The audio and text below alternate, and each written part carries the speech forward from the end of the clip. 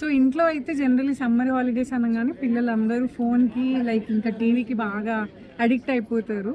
And ఇక్కడ చూస్తే అయితే మంచి పల్లెటూరు వాతావరణం లాగా, అంటే అంత గ్రీనరీతో సెటప్ చేసిన ఈ ఆశ్రమంలో టీవీ అండ్ ఫోన్ లేకుండా ఎన్నో యాక్టివిటీస్ పిల్లల చేత చేయించవచ్చు. మన మెంటల్ లైక్ మనం ఇంకా దాన్ని స్ట్రాంగ్ చేయాలి అంటే ఎన్ని రకాల యాక్టివిటీస్ మనం పిల్లలకు నేర్పించవచ్చు. వాళ్ళ ఇంట్రెస్ట్ మనం తెలుసుకోవాలంటే కూడా ఇలాంటి కొత్త కొత్త యాక్టివిటీస్ మనం ట్రై చేస్తుంటే తప్ప పిల్లలు ఈ యాక్టివిటీ వాళ్ళకి ఇంట్రెస్ట్ అని తెలుసుకుంటారు. మనం కొత్త కొత్త ట్రై చేస్తేనే వాళ్ళు ఏది నాకు ఇంట్రెస్ట్ అన్నది తెలుసుకోగలుగుతారు. సో మనం ఇలాంటి ఆశ్రమం ఏదైనా ఉంటే సమ్మర్ క్యాంప్స్ లాంటివి ఇలాంటివి అయితే నేనైతే అందరికి సజెస్ట్ చేద్దాం అనుకుంటున్నాను. మా పిల్లలైతే చాలా యాక్టివిటీస్ నేర్చుకున్నాను అని చెప్తున్నారు. లైక్ వాళ్ళు ఇక్కడ ప్రజెంట్ చేసినప్పుడు కూడా చూశాను.